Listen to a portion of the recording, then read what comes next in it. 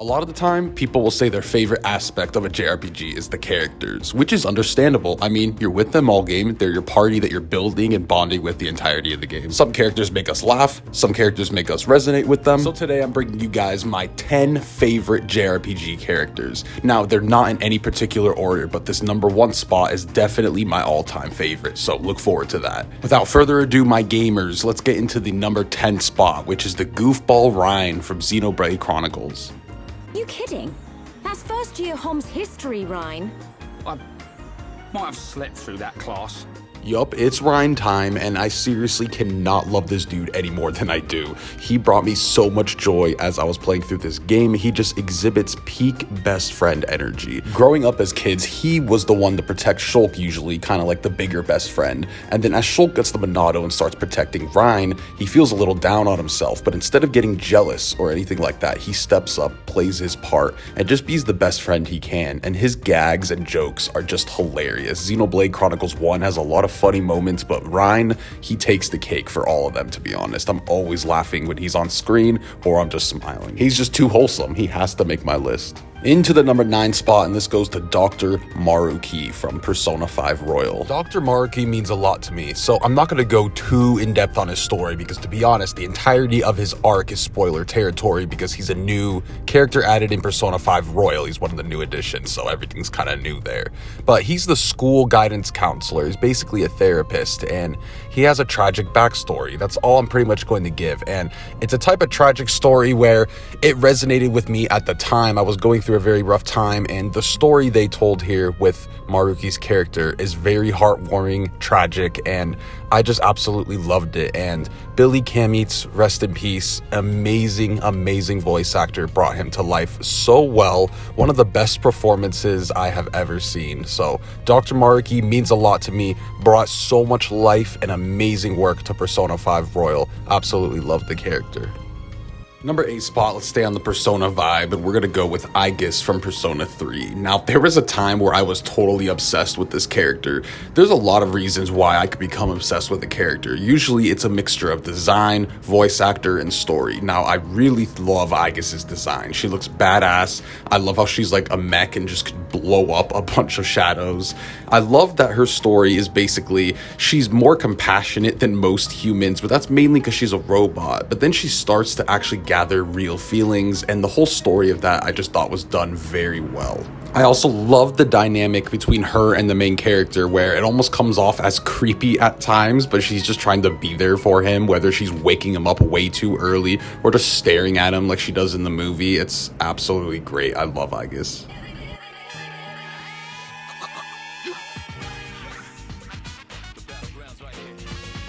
On to the number 7 spot, and this goes to my boy Rex from Xenoblade Chronicles 2. Now, this was so funny because Rex got roasted so much when this game released. People hated his voice acting, they thought it was goofy, they didn't like his design, and a lot of these reasons are why I love him. Not bad voice acting, I actually think his voice acting is great, minus that one screaming scene, but he's supposed to be goofy and dorky, and I love his perseverance. Like, most MCs are very overpowered, they're really cool. I actually like how Rex is just kind of goofy and just wants to be there for everybody at the start of the game. Rex is a young scuba diver trying to raise money for his family back home, and he's also taking care of Gramps, who is his grandpa dragon. And then once he meets Pyra and the story gets going, he has to go through a lot of rough areas, more so than a lot of other MCs. Some MCs, you love them, but you gotta admit they kind of just win almost every scenario. Rex actually has to grow up in this game, and I was growing up around the same time when I played this game, and it was really cool to see, and the story hit me really hard.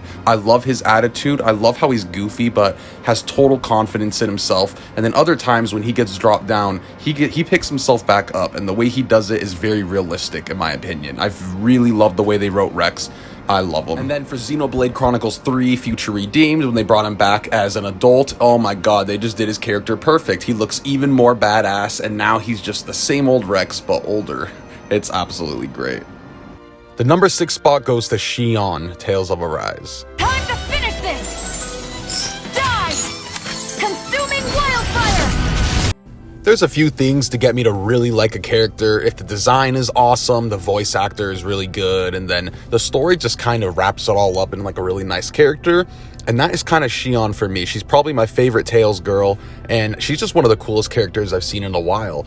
I love her story with her thorns where she can't touch people, can't even go give a friend a hug without damn near killing them, and she has to learn to live through that and learn to actually start to love people, be able to touch people. And just watching her always be grumpy and snarky and then start to get along with the cast and Alphen, it was so much fun. It was one of my favorite stories of characters trying to learn to get along with each other. And by the end, Shion is just a badass, and I always cannot wait to see her boost strikes and mystic arts. They're just so cool. Erika did a fantastic job. Amazing voice actress. The number 5 spot goes to Makoto Yuki from Persona 3, or just the main character, because I know he's silent protagonist, but Makoto Yuki does it best, and I just know that name because I watched the Persona 3 movies, but I've never seen a silent protagonist convey so much emotion and personality for being a silent protagonist. You know, with silent protagonists, they usually want you to feel like the player, but sometimes they give them a little bit of personality. I feel like the Persona games definitely do this, and they also leave it up to you to interpret how the character is feeling. So for Makoto, this dude, in my opinion, is down. He is depressed, and he's always having music on and kind of tuning the world out. Even going through the game, he says things like, oh, I don't care. Oh, that's fine if that happens, and it's like something serious. And I just really enjoy his story. I think it's really deep, dark, and it's just kind of wild. Like, I haven't seen a story quite like this protagonist, and Makoto Yuki is just a very memorable character for me. And even just when he's in combat and he's doing his lines just for his combos, they're really cool. Like, he's just a badass protagonist with an amazing design. Makoto Yuki will always go down as one of the coolest MCs to me. The number 4 spot goes to Jin from Xenoblade Chronicles 2. Now, you might be like, damn, he's got like 4 Xenoblade people, 3 Persona people. Now, this is my top 10 favorite characters, personal favorite characters. So it's going to come from a lot of my favorite series. Xenoblade has some fantastic characters. So I'm going to throw in some honorable mentions at the end though, don't worry. Jin is just an overall awesome villain and an overall awesome character, because especially when you go back in the Torna DLC, you're playing as him as a protagonist, as a good person. He wasn't always evil, he didn't always have those intentions. I love villains like this in general, but pack that with his awesome design made by Tetsuya Nomura, who's just one of my favorite artists ever, and then you just have an awesome villain. Like, I love his whole vibe. He's very intimidating. I enjoy villains where their presence is intimidating, and every time this dude showed up, I was like, I'm gonna get my ass whooped or some shit is going down. The number 3 spot goes to Luke from Tales of the Abyss. Now, Luke actually grew on me more as time went on. I really enjoyed his story when I finished Tales of the Abyss, but Luke is just like so awesome. Whenever I go back and listen to the intro and look at his face with the second haircut he has, I'm just like, I love this dude.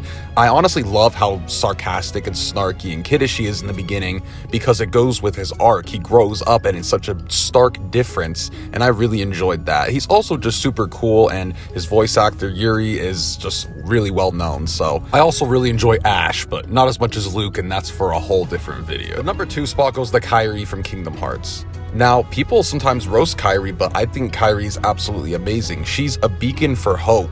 She's hope for Sora, and she's also hope for the player. Back in Kingdom Hearts 1, when I was a kid, I always enjoyed seeing her. I liked her sarcastic attitude. And while she has gotten softer over the years and not everything that's done with her character is perfect, I think she's awesome. I love her determination. Her designs are always cool. Her Kingdom Hearts 2 one is my favorite, but I still love her 3. And everything about her I just think is awesome. I always loved Kyrie, and I never really understood the hate from her. I don't think you have to whoop every enemy's ass to be a meaningful character. I think she is super strong, just not in the physical way.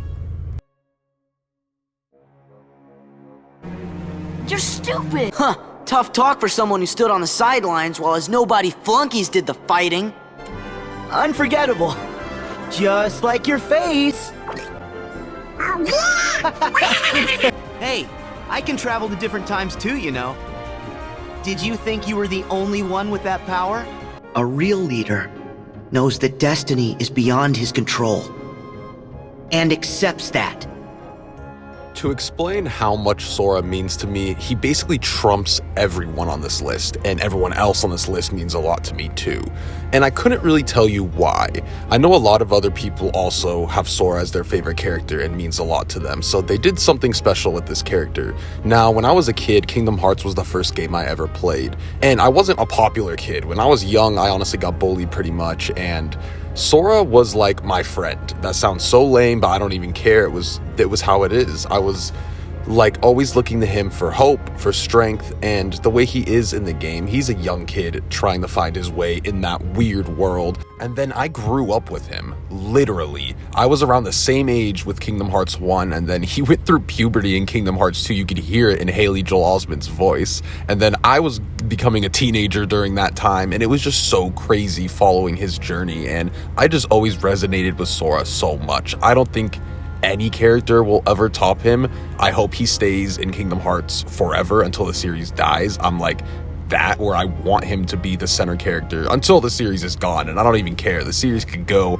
until I'm 80 years old, and I will still be there to see where Sora's journey takes him. He just has the biggest heart, of course, coming from Kingdom Hearts, but yeah, Sora is the number one, and I hope you guys enjoyed this list of my 10 favorite JRPG characters. I'm going to throw some honorable mentions in here, though. Caius from Final Fantasy 13-2. This was very recent, so I can't put him on my top 10, but he was an incredible villain and character. His voice actor was awesome. He was just super dope in general, very memorable. Tyr Grants from Tales of the Abyss. I honestly love Tyr. She's really high up there on my female character list, especially for Tales. Ronix J. Kenny from Star Ocean, The First Departure. Ronix is just absolutely hilarious. I could not get enough of this guy on screen. Honestly, you could also throw on like the rest of the Kingdom Hearts cast on here. But anyways, I hope you guys enjoyed this video. If you do, definitely make sure to leave a like and comment. It really helps me out. Share it around. I appreciate you guys so much. I'll be back with another JRPG video very soon. I'll catch you guys later. Peace.